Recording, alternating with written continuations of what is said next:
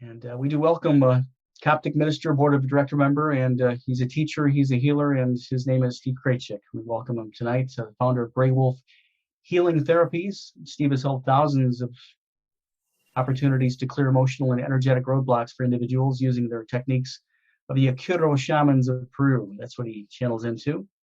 And he has published in numerous articles on self-improvement and spiritual growth. Steve believes that one of the highest goals in life is to know yourself, and that we measure our spiritual progress by the level of inner peace, joy, and love that we feel and express within us. We do welcome him, and his topic tonight, it's going to be a good one, as it's a good time to find stillness in this ever so changing world. We'll touch in with Steve in just a moment and check in with his presentation. Hello. Today we want to talk about stillness. So I think a great way to start would be for all of us to just close your eyes and take a few deep breaths.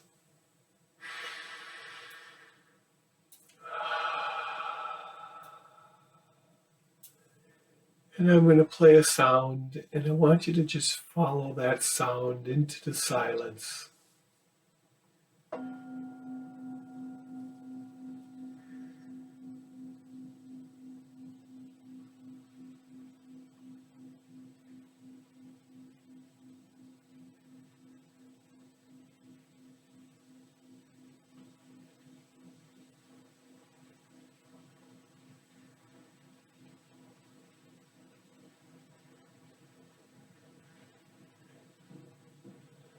Feel the peace.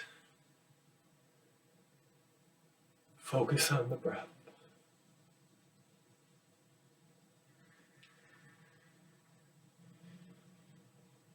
I'd like to start today with a story about myself and one of my first experiences with stillness. I was about age 12.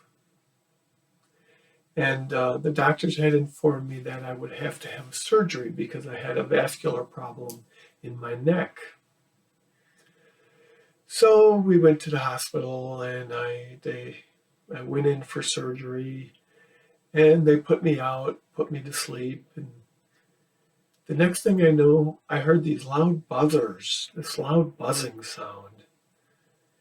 And I felt my body, my spirit floating up from my body, and everything had a beautiful blue haze around it. And I was floating up in the corner, looking down at myself and the doctors, rushing around doing something. And it was so peaceful.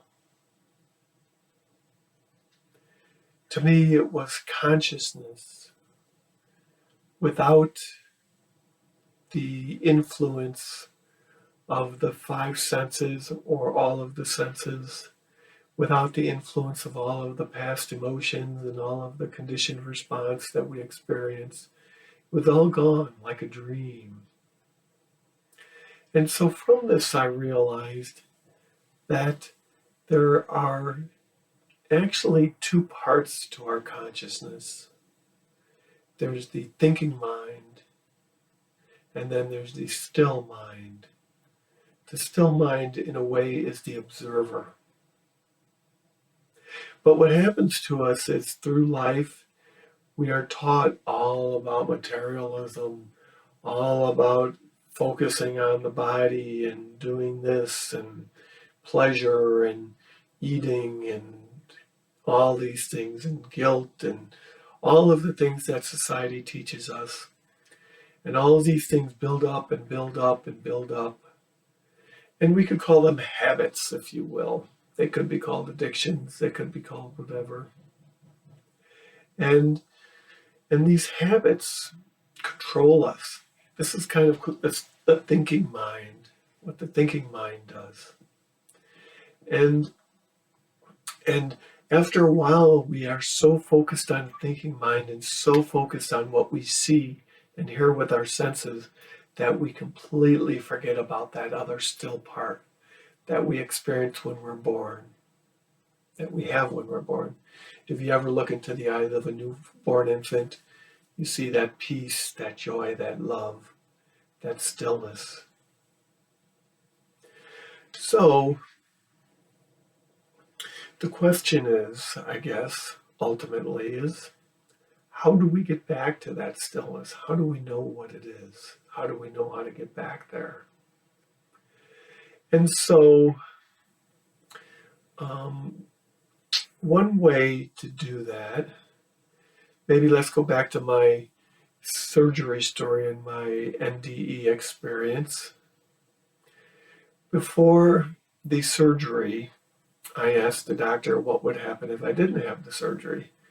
And he said to me, well, your vein or artery would probably spring a leak while you're sleeping, and you would just peacefully die in your sleep. Well, great thing to tell a 12-year-old, right? Well, so anyway, after the surgery, I woke up like 10 hours later in the recovery room, and it was very bright, and my body just felt like crap. And it was such an extreme difference from what I had just experienced. So, and and the surgery wasn't successful. I ended up going through 9 more 6 to 8 hour surgeries over the next 20 years. But what I left with that surgery was, as a 12-year-old, was, wow, every time I go to sleep, this might be the last time I go to sleep. And so it taught me to do extra things in life, to say, hey, this could be my last day on earth, so what do I want to do with it? And so that's what I challenge you with. Every night when you go to bed, to say, to look back at your day and say, what did I do today? What did I like about my day? What didn't I like about my day? And what if I died tonight? How would I live tomorrow separately? Or if I knew I was going to die tomorrow night, how would I live that day differently? And to do this every single night. And you will find that every day you'll do something just a little bit more different. And all those habits that we talked about materialism and money and all this other stuff, won't matter. And they'll just fade by the wayside. But right now, all these things are like right there front and center. They're blocking your view. You can't see anything because they're right there. And we don't know how to get out of that. So this is one way to get out of it, is to slowly change your habits. Now, there's some people like Eckhart Tolle and others who just all of a sudden wake up one morning and they're enlightened. But I don't think it really works that way for most people. It's a slow, steady process. Now, something else about this stillness is it's subjective. It's subjective, like love or joy. It's something that you really can't measure. So you won't really know if you're making progress or not. You might say, oh, well, I feel relaxed, but am I really making progress? And this is where faith comes in, just in the belief in the process to continue to do that. So another thing that we can do in our daily life to help us change these things is, when we get angry or when we get frustrated or aggravated at something that happened, we can look at ourselves and say, is it really worth it? We can say, who is angry? And in doing so, you're separating the anger from the consciousness. And that consciousness that is observing the anger is the consciousness of stillness. And the more and more we do this, and the more and more we become familiar with this, it will help us to become more still. And then, of course, a good old-fashioned standby is, if you do feel yourself getting frustrated or angry or upset or scared, take a break and take 10 deep breaths, just focusing on that breath. And I guarantee you that at the end of those 10 breaths, that problem won't seem anywhere near as bad as it was when you started. So then let's look at these habits again. We walk into a room and we look around at the walls and we say, oh, I don't really like that color. This is an ugly, ugly color. Okay, that's an absolute. That's an absolute judgment. To walk into that room and say, yeah, I think I would prefer a more pastel color or a lighter color. That's an opinion. One is absolute, saying that's bad. I'm judging that as bad. The other is saying I would prefer something different. Or better yet, think about when you walk into that room. Why do we look at all the material stuff? Look at the couch, look at the walls, look at the way everything is set up. Well, there's dust on the counter, they're not very clean. We're looking at all the material stuff. What about walking into a room and looking at the empty space in the room? It sounds a little weird, but it's really amazing, and I challenge you to try that as much as possible. Same with the sense of hearing. You're listening to my words. Your intellect or monkey mind is listening to my words, but your still self listens to the silence between the words, if you will, to read between the lines, as they say. So as I speak, don't listen to my words, but listen to the silence in between the words and see where that takes you. So now life won't be without its challenges, right? Every day, the world is going to challenge you and try to suck you back into that world of materialism. Nowadays, it's almost like a stigma if you want to go to church. Oh, you go to church? That's weird. You must be one of them Bible thumpers or something like that. But really, the bottom line is that the world of stillness is where it's at. And the goal is to walk with one leg in stillness and one leg in the material world. Now, this doesn't just happen, as I mentioned.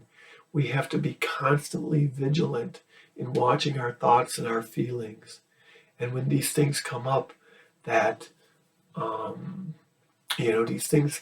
suck us in, it's almost like we get sucked into the story, we get sucked into the drama.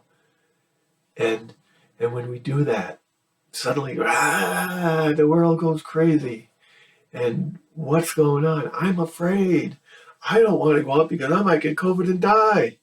I'm not going out in the world. Not that we don't need to be practical in the world, but the fear is what keeps us anchored in society, in the world. So we want to just take baby steps, just a little bit at a time.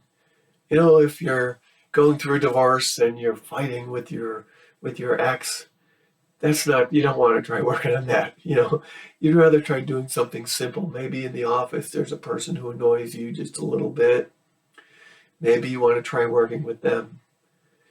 So to look at that. So they're still annoying you. So to look at it though, to look at that person from a different point of view.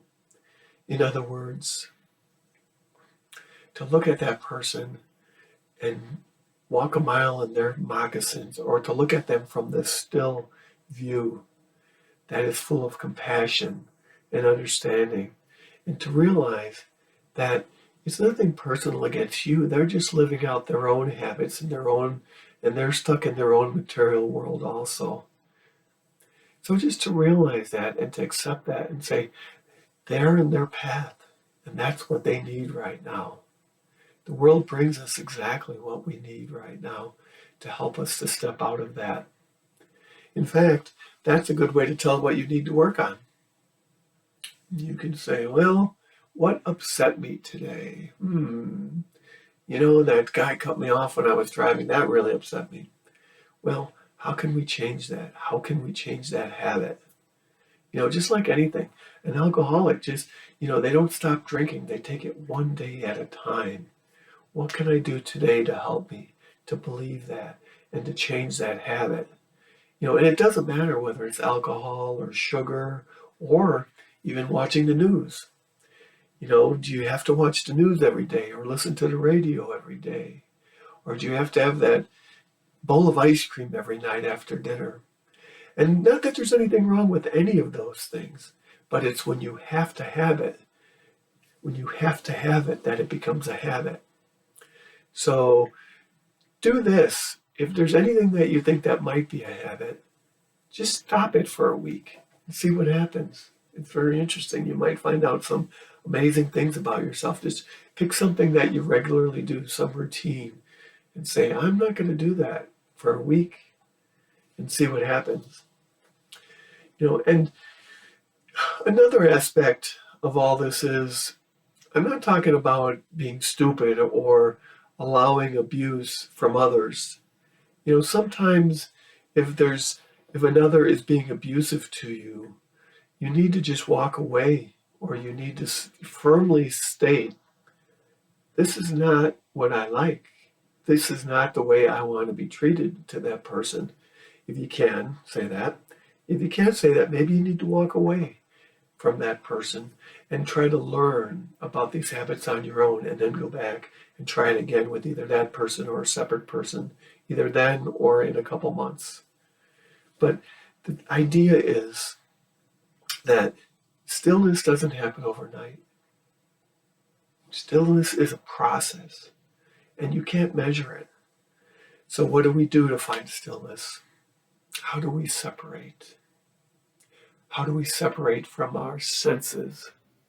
For me, I like to do some yoga. I have some my favorite yoga moves that help straighten out my back and it makes my body feel really young and good. And then I do some rapid breathing, like a fire breath, because the yoga does the physical. The rapid breathing, like the fire breath, what that does is that does the emotional. It calms down my emotion. And then I do some alternate nostril breathing and cobra breath, or conscious breathing. And that helps the spiritual. It opens the door so that spirit or the silence or stillness can come to me. The stillness is not something that you do, it's something that you allow. And you allow it through letting go of all of the material things that attract you every day. All of the drama. This is good. This is bad. This is I like. This I don't like. All of these dichotomous things, as they say, man fell from the garden when they ate from the tree of good and evil, or the knowledge of good and bad. And so when we live in that world of good and bad, they're good, they're bad, then we are far from the garden, from the stillness. When we can live in that world of acceptance, in that world of peace, where those material things don't mean as much to us. We still have preferences. That's perfectly okay because we have a body. So we have preferences, things that we like and things that we don't like. And so when we can come to that place where we can enjoy the worldly things when they're there, but when they're not there, we're just as much enjoy, because that one leg, that one part of us is in the stillness. So every day, take time to allow that stillness to come to you. It won't come to you every time. And every time it comes to you, it will be different. So don't try to measure it, but just know, have faith that doing that daily routine, even if it's 10 minutes a day, even if it's just conscious breathing, whatever works for you, do something every single day to allow yourself that time to move into the stillness. You brush your teeth every day. Why can't you spend some time on your spiritual and your emotional body? We work so much on the physical body. Oh, there we are again. We're trapped in the physical. The physical has to be good. It has to be clean. We have to wear nice clothes. We have to do all this. Nice house, nice money, all this kind of stuff. But nobody really talks about the energetic or the spirit and about the emotional. So these are just a few things that you can do to help you to find that stillness within. So just kind of in review of some of the things we talked about, you can play a sound, like a bowl, and just follow the sound into the silence.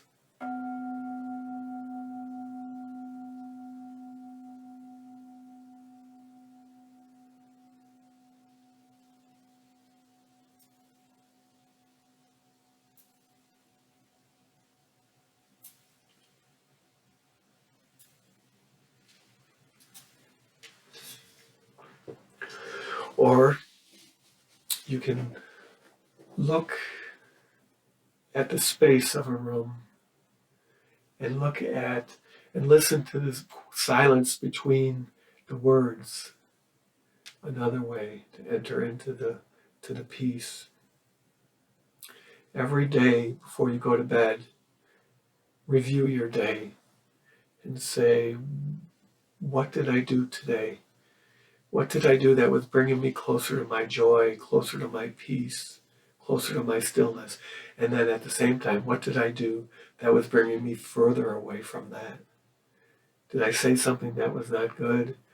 And again, we don't want to judge. We don't want to feel guilty because oh, I should have never said that. I'm such an idiot. Well, that's just perpetuating it. But to just say, okay, I said it. It's over. I'm going to do better tomorrow. And I'm going to try not to do that. To be in that stillness, to do a daily practice of some physical thing like yoga, some kind of breath work, that brings you into that state of peace is important. But mostly of all is intense presence. In other words, try to be that observer looking at yourself throughout the day. And when you see yourself starting to wind up, just say, do you really want to do that? Is that really necessary? Is this helping you in any way? And in doing all these things, eventually you will find the stillness and you will find peace. And that joy that comes out of that stillness will be with you at all times. In your darkest night, you'll always have that joy. You'll always have that consciousness within you to help you through those dark times. Thank you. May you all find stillness. Thank you, Steve. We've found stillness very much so tonight, and thank you for setting the tone for our week. Really, our weekend in a very, very loving note, and thank you. Sure. Yeah, so can you hear me okay? Mm-hmm. I was just going to say it would be interesting if other people had experiences or ways that they find the stillness. It's always good just to hear from other people if there was any other thoughts or ideas that others had that they might want to share. I find stillness in nature. Like this morning, I was doing something in the kitchen and looked up and out the window, and there were 3 deer. And then later on, there were 6 of them. And that just gave me so much joy. And I just stood there and watched them. And that's my favorite way to get into the stillness.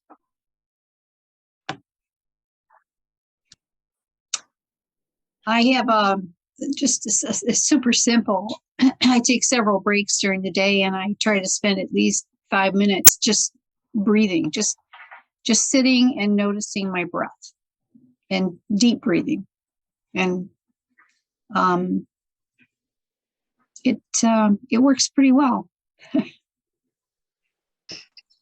So simple. I think that's a secret, to keep it simple. That's right. Yeah. Simple is good, and I emulate to looking out the window, especially this time of year, or any time of year, really, just to look at the nature and the birds and the snowflakes even coming down. That is relaxing, and a chance to go within as well.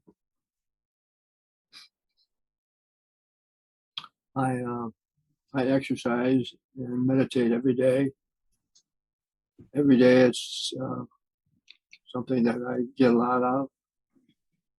Self-respect, and also send love and light to all people on the planet. Those kind of things. So I do that every day. It becomes a very powerful habit. By the way, thanks to Steve. What a beautiful job he did. Wonderful job, Steve. Thank you.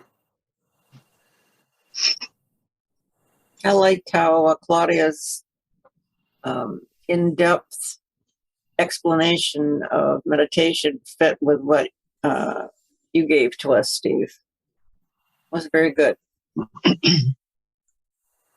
Yes, she did great. Thank you, Claudia. That was very nice. Very, very appropriate. Thank you. You're welcome. Hey, Steve, I incorporate your shaman breathing in my daily practice, man, every day. It really helped, man. Good job. That's good stuff. Yeah. Thanks. And for those that have never joined us on the Tuesday night, we do that at the beginning of every Tuesday night. And it's fun. We just kind of have a very informal talk of meditation. You learn so much just seeing different people's point of views. It's really a nice evening. Very recharging for me. Steve, great job, by the way. I just know that Habibé, like Claudia said, talked a lot about physical, mental, emotional, spiritual qualities. And Steve hit her on the head. It's the more we become more spiritual minded, stillness, the more we can see ourselves as worthy. We're not clowns. We're not guilty. We're not, God doesn't make junk, man. I don't think. No mistakes. And, so I guess that's what I want to say, man. Great job. Thanks so much for being part of the Coptic family, Steve. Good. Thank you. Thank you, Steve. It was a nice way to just be still for a moment and reflect. I know, I'm very relaxed. Yeah. Great night. And now Thank you so much for everybody. Have a good evening, everyone. Thank Good you. night, for coming. John. Good night. Good night.